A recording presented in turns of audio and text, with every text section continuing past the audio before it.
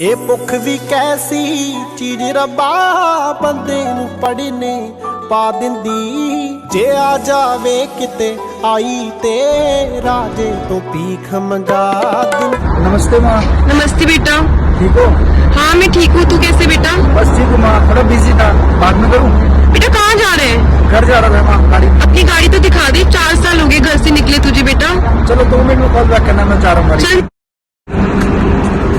हाँ माँ, गाड़ी देखी?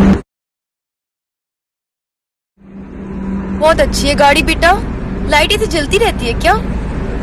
वो ऐसी चल गई थी। माँ मैं इनकी दोस्त हूँ। दोस्त है हमारी। कैसे माँ? मैं अच्छी हूँ बेटा। ये दुनिया भजी फिरदी आ जिंदगी च बड़ियां थोड़ा ने। Likey